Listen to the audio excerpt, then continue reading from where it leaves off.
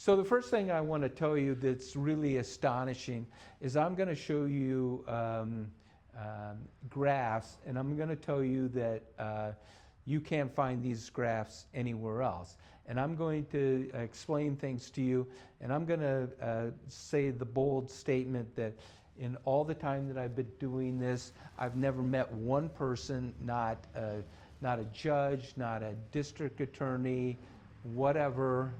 And you would think the criminal justice people would have some knowledge about crime history and how things got so bad. And I found that it absolutely, totally not true at all. I did actually sit down with Eric Toney. I kind of embarrassed him into sitting down with me. I said, hey, Eric, my new article got published. What did you think of it? And he said, well, Chris, I didn't have time to read it. And I said, well, Eric, I did give you the first copy. And then I said, hey, can I have a meeting? So I drove up to Fond du Lac, and I taught him crime history for an hour and a half, and he didn't know any of it. So let's jump right into the crazy data. And this is a graph that you can find all over the internet. This is an incarceration mountain. As I'm noting here, I put the word deceptive over the top, that they're fudging the numbers, they're exaggerating things by using raw numbers instead of race. And of course, the real obvious thing that's not mentioned is there's no mention of the crime. We're just going to talk about incarceration without putting it in the context of any kind of crime. Well, this is a group in Washington, D.C. called the Sentencing Project. That's their logo right down here. They have a budget of about $3 million a year. That's small. They document that they are linked into 400 plus other organizations. And so they have a gigantic propaganda machine. And of course, what's the point of this graph here? The point is to convince people that the criminal justice system is racist, cruel, broken, and it must be abolished. And just to kind of emphasize that, here's 16 more graphs from another 16 organizations. These are all incarceration mountains now, done nicely in every color of the rainbow. And the Democrats have been pumping out this disinformation with, I think, almost no pushback at all from Republicans for decades. So the Republicans really, when you go looking for some votes in Milwaukee, I think on the crime issue, you're probably down 20% based on this massive disinformation. So I'd like to point out this little green mountain here. That's the Brennan Center. Their annual budget is $100 million a year. So do you think they have a bigger microphone than I do?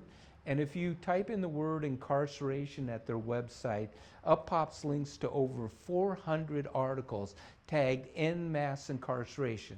So they've got a vast library of disinformation that they've been pumping out for decades. Now this one's pretty hard to see, even the people here in the $100 seats probably have a little bit of a hard time seeing this one, but I'll explain this one to you. It says crime rate and incarceration rate twice, and as I told Eric Toney, well, actually neither one is on this graph. This is a percent change graph, and you have to know what's going on down here, and what's going on down here is 1965. What's going on in 1965? Incarcerations were actually going down at that time. When the incarcerations went up, that was a high percent change. And crime was already high and it got worse, and that's a low percent change. So this is how you do a graph that seems to show that incarceration is 4 times higher than crime, when in reality, it's the exact opposite. It's fiction. And here's a little more fiction. Here's another percent change graph. And the first thing they do is they take the crime rate and they zero it down so everything starts out zeroed, so the crime looks a lot worse. Also, this graph, interestingly, it starts in 1978. Well, there's a reason, I think, for that. Uh-oh. I think I'm missing something. Well, okay, I guess I'll just have to explain it.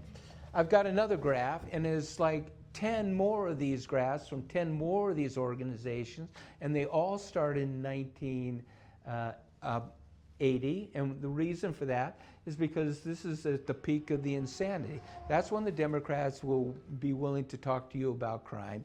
Well, let's talk about crime starting in 1980. Well, that's the reason why they do it that way. And it's okay that I didn't remember to put another graph in, because I'm going to talk about that a little bit more anyway. So this is a group called the Reynolds Report. This is a think tank. They took every category of crime and they graphed it against incarceration. And when the incarceration was sabotaged, the crime skyrocketed. As soon as things get a little tough on the criminals, boom, the incarceration rate falls dramatically. This was a report that, for some reason, I'm not really sure why, but it was actually knocked off the internet for many years. I wouldn't be surprised if it was nefarious reasons. From all our experiences, we know how the world really works. But there's 8 really good graphs in the Reynolds Report.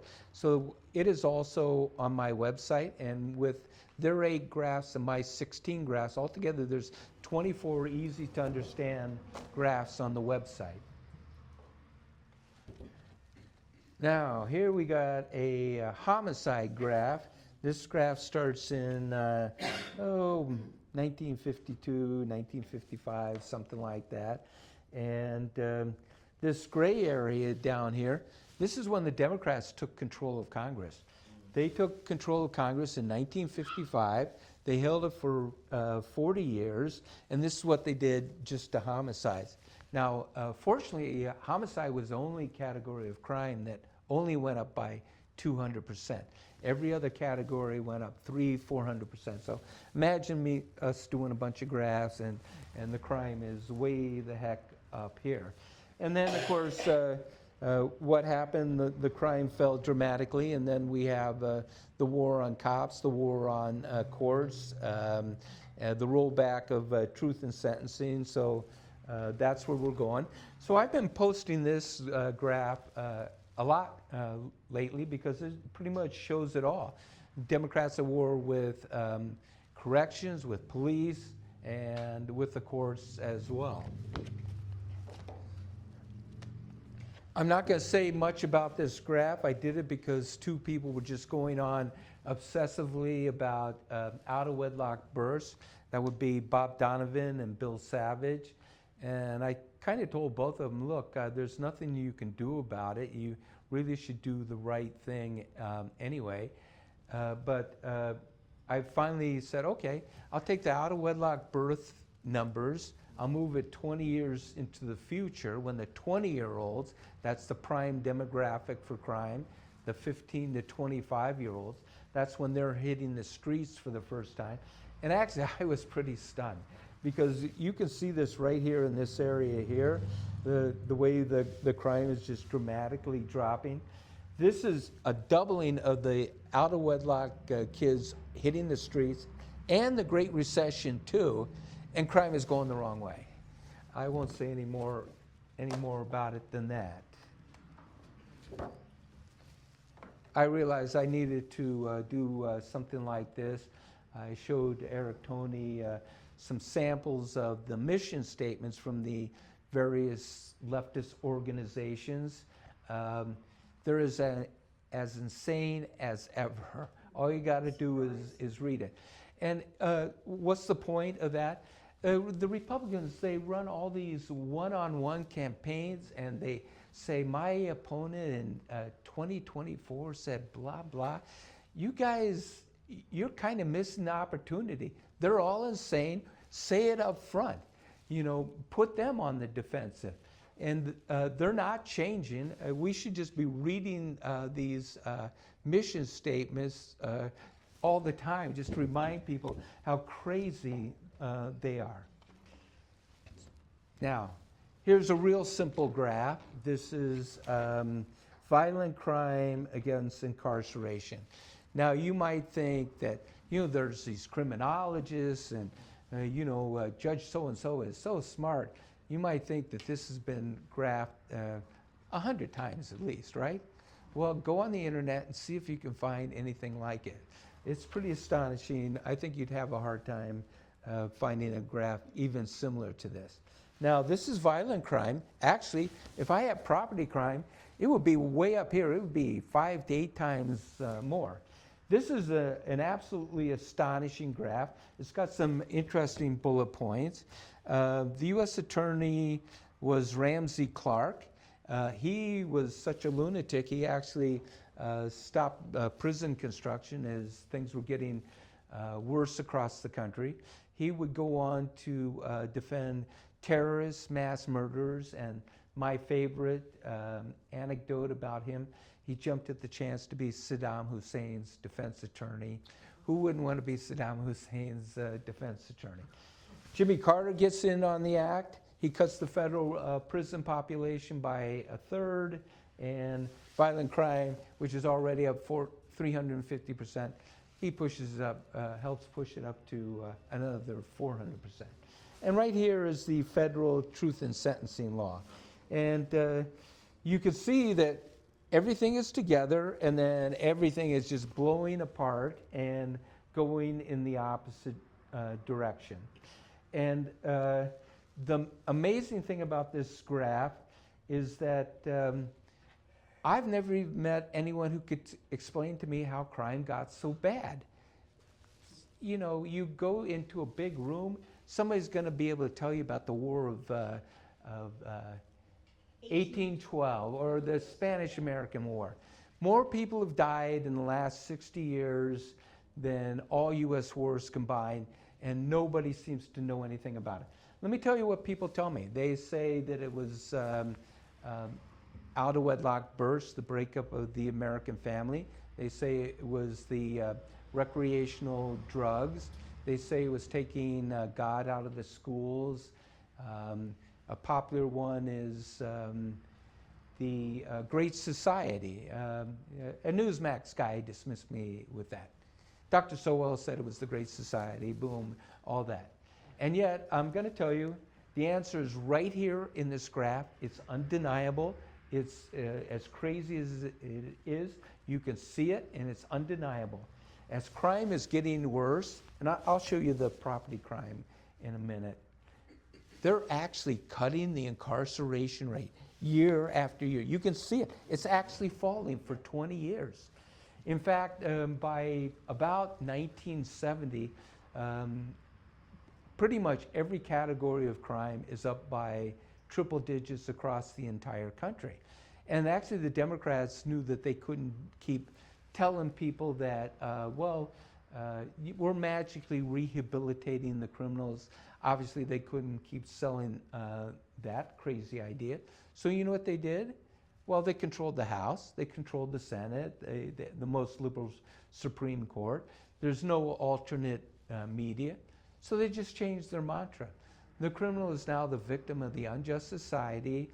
You people aren't giving the Democrats enough money to build their crime empire, and therefore just start forking over the money, because we're not gonna get any tougher than we were before about the criminals.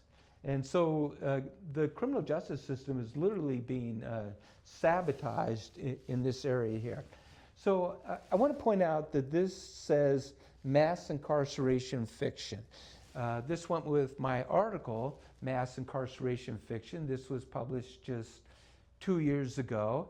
At the same time, the Heritage Foundation wrote an article, except they used the word myth instead of fiction. And I thought it was a very good article, but then something really astonishing happened. The author said that crime went up in the 1960s.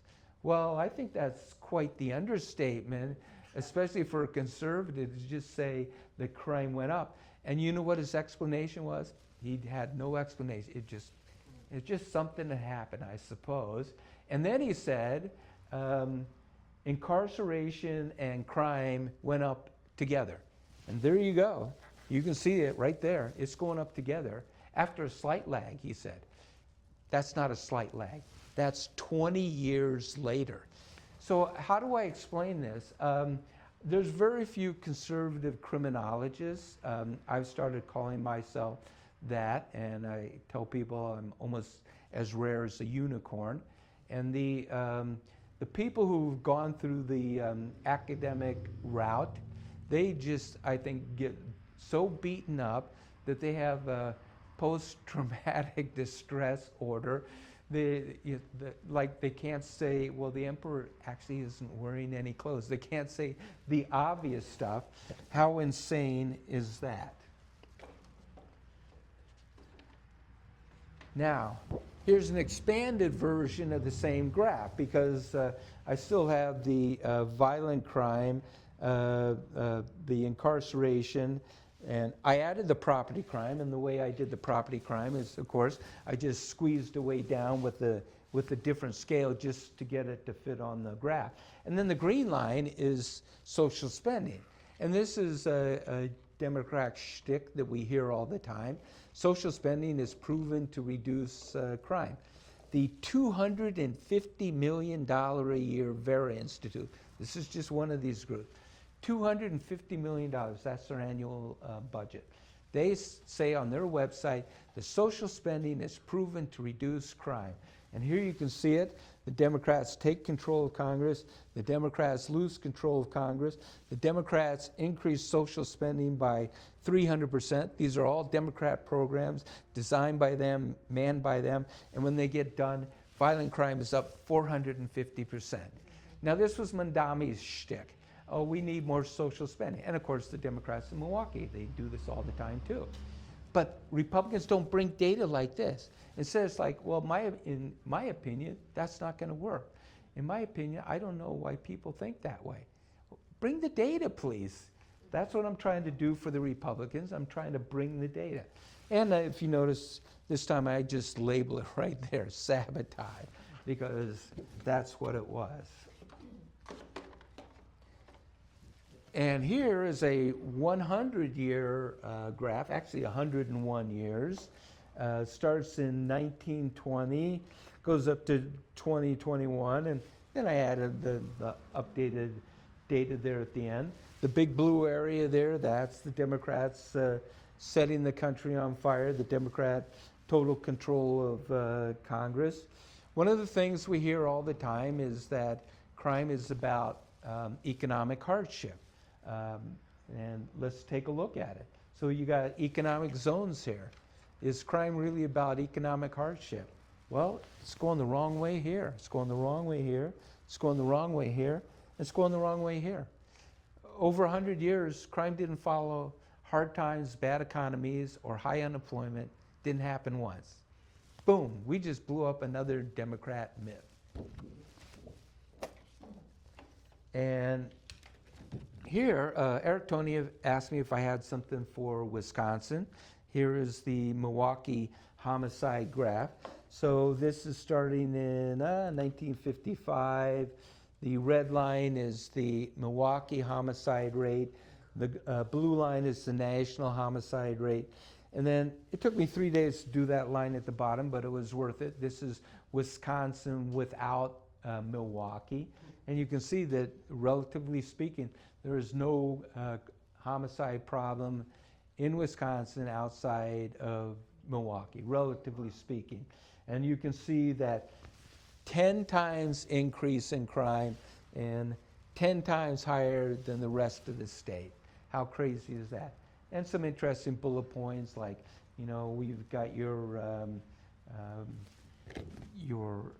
Peace Alliance, violence prevention programs, and are they doing anything? No, they don't seem to be doing anything at all. So what do we learn? We learned that the Democrats set the country on fire. They refused to reverse course. It took, actually, I forgot something. I want to talk about what turned things around. So the reason why things didn't turn around is because they use the excuse that now the criminals are the victims. So then when you get into the 90s, and what are the Republicans all talking about? They're talking about Rudy Giuliani and broken windows, and we've heard this like a million times. And I'm sorry, I'm going to tell you that that's just Republican laziness, because Rudy Giuliani was actually writing 3 different truth in sentencing laws.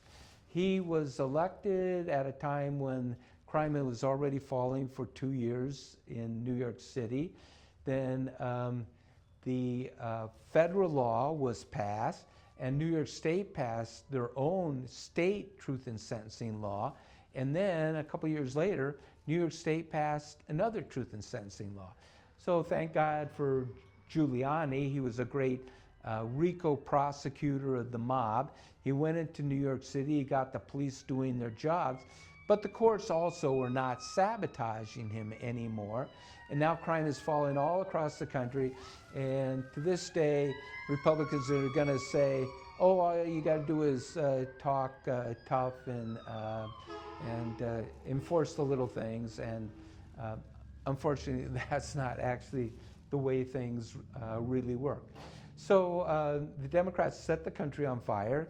They refused to reverse course.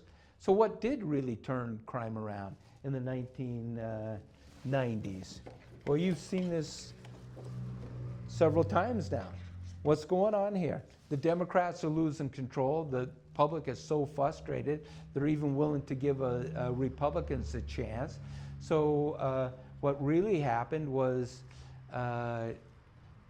there was 49 states that passed their own truth in sentencing laws.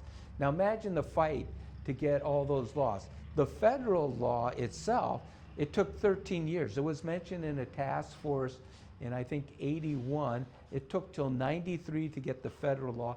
Can you imagine the effort it took to get 49 truth in sentencing laws passed across the United States?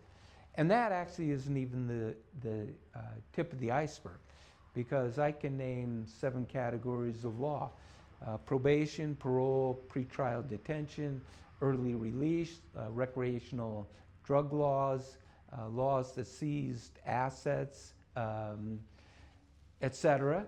And so now you're talking, literally it took hundreds of laws to get things back under control. And part of it is simply the fact that the Republicans are gaining some political traction, and part of it is just the fact that maybe even a few Democrats cross over to get this stuff done. So you've got hundreds of new laws that were passed, and Republicans don't talk about it. In fact, I believe I'm the only person who's ever even documented in that new article. So then what happened? You get 30 years of Democrats pushing out their mass disinformation industry, and then today, what are the Democrats doing? They're as insane as ever. They tell us that. It's right in their mission statement. And I don't think this is really documented hardly anywhere, but we have a massive rollback of truth in sentencing across the country. Probably at least 3/4 of the states have rolled back their truth in sentencing laws. And of course, you all know that Evers just did that here, gutted it in Wisconsin. So that's kind of the state of where we are today. So how do we Republicans really run on crime? Let's look at a couple of these memes. This is some new memes. I don't know if you go online very much, but if you did, I did my best to make sure that you saw this, because I've been pushing this out for maybe a month now. This says Wisconsin Democrats are the homicide champs. Highest rates in Milwaukee history, 40% higher than Chicago. And what the Republicans say to me, well, you should put the names on here and you should make these pictures bigger. No, that's not really what I'm doing. What I'm doing is I'm sticking it to the whole stinking Democrat machine, and actually not even just the Wisconsin machine, all the Democrats everywhere.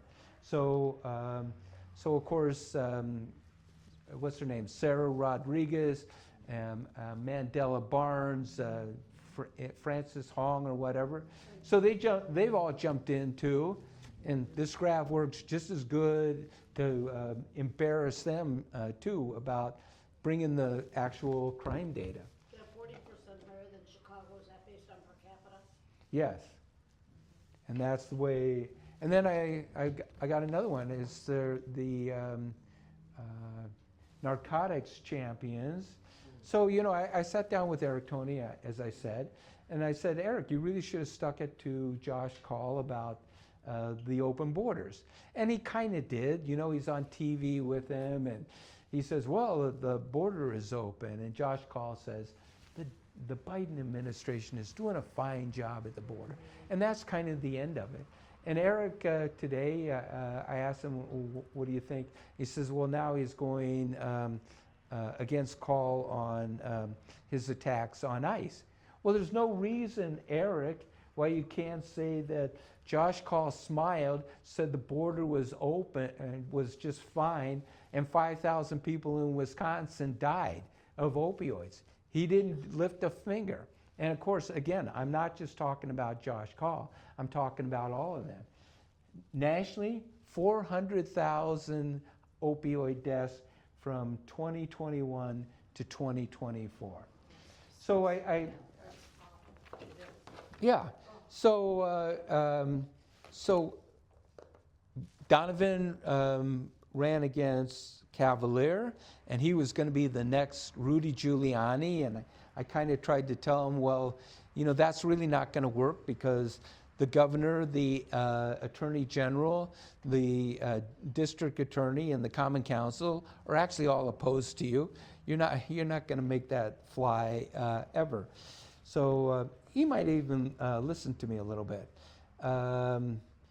Tim Michels and Eric Toney and Bob Donovan, of course, they all went into Milwaukee, and they said, well, we're not going to stand for all this crime.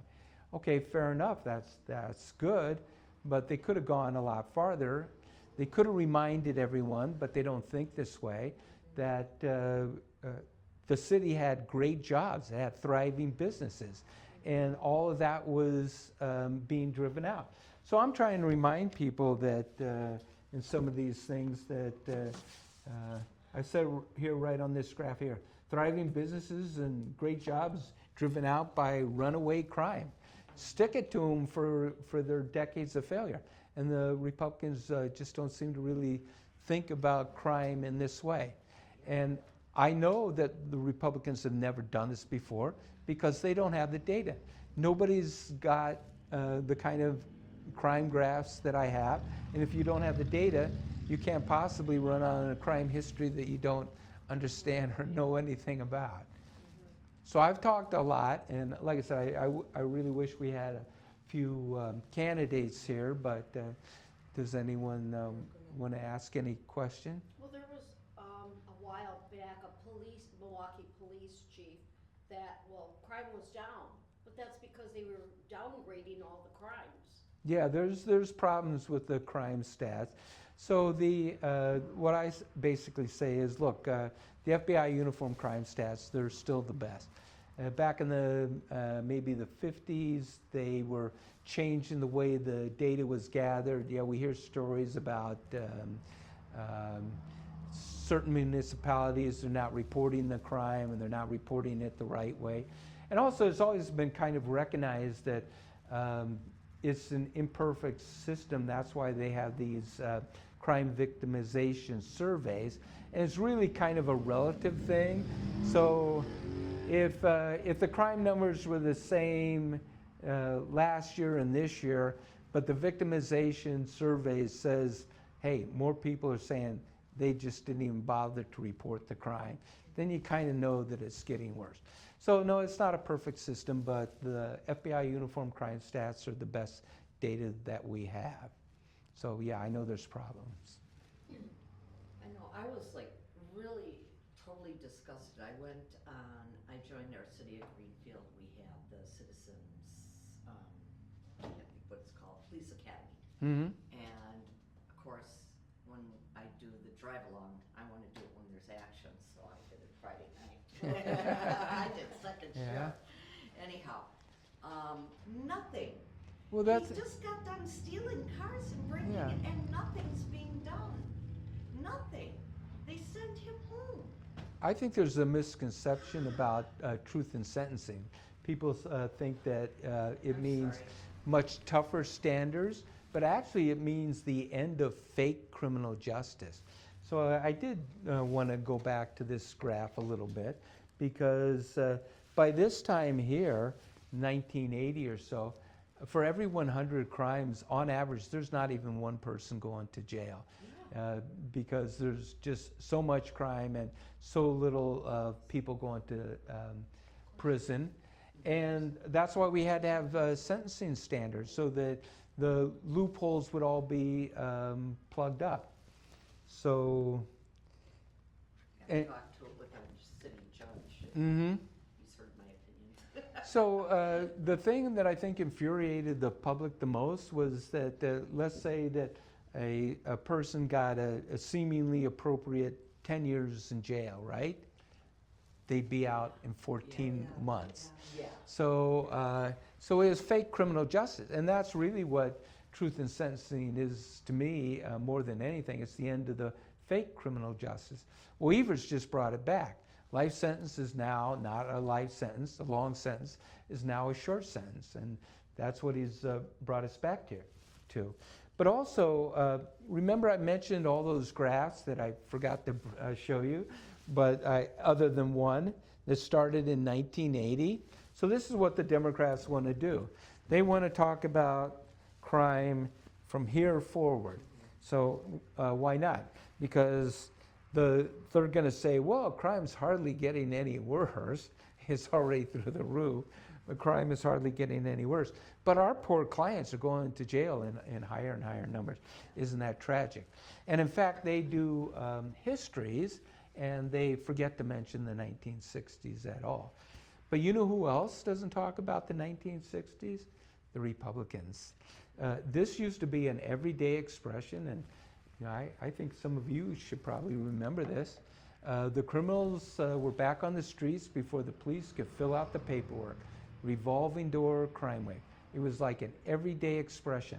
And you can do a web optimization and look for that, and you will find that nobody is looking for revolving door crime, but millions of people are looking for en masse incarceration, the leftist fiction that the criminal justice system is broken. So the Republicans are just getting massacred in the ideological wars, because they don't know anything about this and they don't care anything about this. So I'm just giving the Republicans the data if you want to use it. Karen, I was safe. Somebody's got to be called Karen out here, right? Francesca Hahn Mm-hmm. is the leading Democrat candidate right now for governor, Mm-hmm. unfortunately. And I heard her say just in the last day or two that social spending, meeting people's needs, as she put it, Mm-hmm. will take away crime. That they will not be the criminals anymore if we spend enough money to make them happy. And I think I would be the only person in the entire country who will pull up a graph like this and say, they did it for 40 years and it was a total failure. They increased social spending, it was all their own programs, by 300%, and when they got done, violent crime and property crime were up 400%. It doesn't work. Well, Francis? I think right now that's the governor's race. Mm-hmm. I don't think she's good. I think the establishment Democrats don't want her. Well, I don't. That's Well, they where- might think that's she's why a they're slightly fixing more all this. radical, but I know the Lieutenant Governor Mandela Barnes and her are very vocal about being, defunding the police and closing the prisons and all that nonsense. Social workers. Yeah. Yeah. Send in the social workers. Hey, I got another story for you. It's not on this graph. I don't know which graph it's on right offhand, but oh, I know which one. It's on the Milwaukee homicide graph. Right here, 1972. Guess what happened? You can see how high the crime is already by 1972, right in there. Everything is going through the roof across the country. A task force right here in the state of Wisconsin said, we should close all the prisons next year. So they're still doing this more than 10 years in. I don't know if I emphasized it enough, but let me say it again. The Democrats, the elitists, just had this insane idea that an enlightened society doesn't actually lock up bad people. We just do some other kind of a program, and that's what we're going to do. And they were just so gung-ho about it, and that's how crime got so bad. So it's still 1972, and I could show you on the homicide graph, the Milwaukee one, that homicides in Milwaukee are already up by 300%. And a task force, I think it was the Doyle administration, anyway, they said, we should close all the prisons next year. And they took it so seriously that the state prison at Oxford, they sold it. Because, hey, we're just not going to need prisons anymore. And they should have open carry rather than concealed carry. Let everybody carry their own gun, sure. But if not putting, Yeah, I agree. but if not putting them in jail Mhm. made it better, why is it that all these people that are left out on probation continue to do crime? They're not even sent to jail, but they still keep doing the crimes. Well, that's part of the reason, because they have an expectation that they can just keep getting away with it. Exactly. The district attorney is elected, and Wisconsin, Milwaukee area had one for many years that was quite soft on crime. And Chisholm, he Yes. was funded by George Soros. right. And George Soros has made it a point to fund district attorneys all over the country. And in each case, those district attorneys are very soft on crime. And they, it's really up to them to decide whether or not to prosecute a particular case. Yeah, and on top of that, there's only like a 16% conviction percentage, I believe, in Milwaukee as well. So even if they, press charges. But yeah, Chisholm came to Tosa one time, and he said that that Milwaukee was in a triage crisis, both in the youth side and the adult side of the criminal justice system. And then he bragged about not inconveniencing the young juveniles, that Lincoln Hills was almost deserted, that kind of insanity. But, the Democrats are not going to change until you beat them ideologically. And we try all these, we run these campaigns about things that happen, and maybe I'm going to pass a new law, and that kind of stuff, and it doesn't work. So I think if you bring the data, it's a whole different thing. In fact, I've been really pumping this out lately, and I'm actually not getting a huge amount of blowback from the leftists. And when I do, what I often do, I just post a second graph. They'll say, oh, that's all nonsense. And then I post another one, and I think they realize, no, I got the receipts. And probably no point in pushing back. So why isn't the word getting out there? You've got the word. Well, I did very well at the Suburban Republican Women's Club. I talked to 50 people. I got a chance to talk to 60 people just briefly in Dane County recently. Like I said, we had a really good radio show, and no, I'm a little disappointed we don't have more people, but anyway, first time around, and a few nice people would recommend the class. We'll try to do something again in July. When you count the numbers, though, this many people don't make the election. Mm-hmm. There are so many people out there, and that's what Lisa's been working on, Mm-hmm.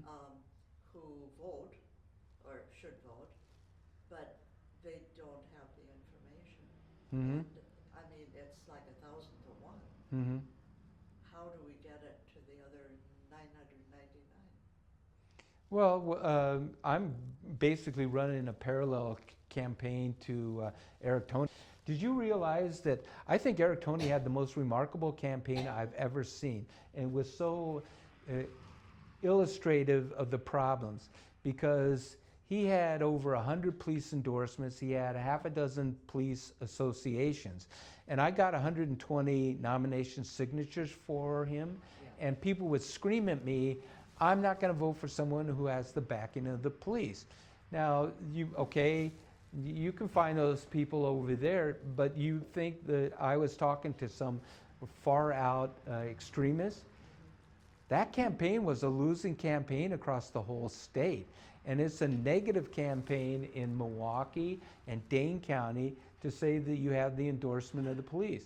We're dealing with fourth generation indoctrinated revolutionaries and sloganeering about "I back the badge, law and order." It doesn't work. How about if we try something different? How about if we bring the data? Yeah. Yeah, So I know. So tell your favorite candidate. there we go. Who's your Yeah. favorite candidate? I like them all.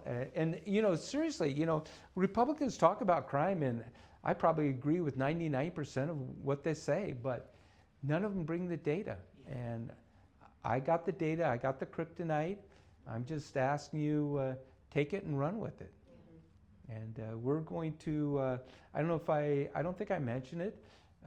I think I did mention we're going to be at the National Fraternal Order of Police Convention, and we are also going to be at Turning Point.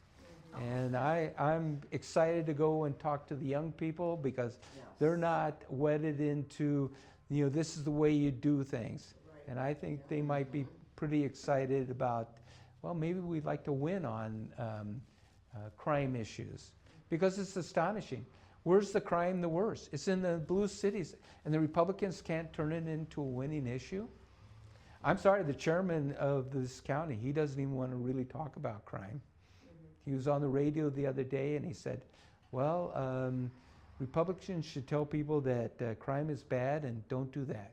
Well, I think a third grader could come up with that. I don't think that's going to do anything. So, and he won't even look at my data. I saw him at the state convention, and he told me he was on official business for 2 straight days. He was 25 feet away from my table. Come on over and look at the data. Yeah. He wouldn't do it. And I'm not just mentioning, it's not important who I was just talking about, because he's hardly the only one.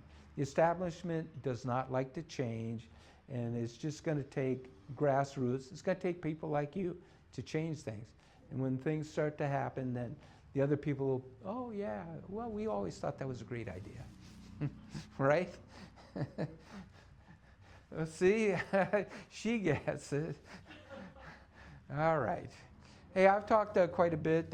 How we doing? Any more questions? Changing the hearts and minds. Yeah. Yeah.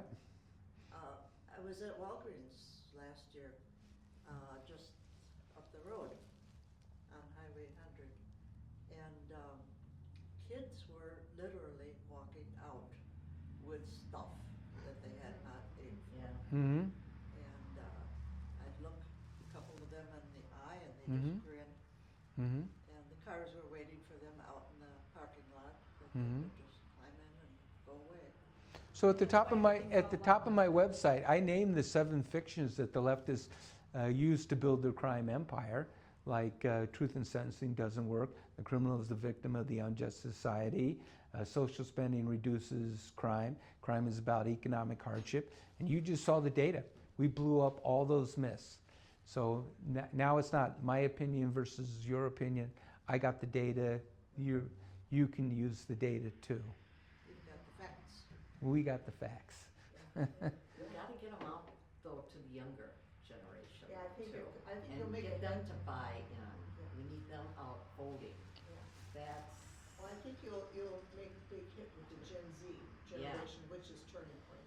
Yeah. Okay, that. Well, we've actually been there 5 times. I wanted to get a vendor table for the last convention, but I think they were so in flux because there was talk about maybe 50,000 people, and it seemed to be reliably reported that they were going to move it to a football stadium and, you know, that kind of stuff.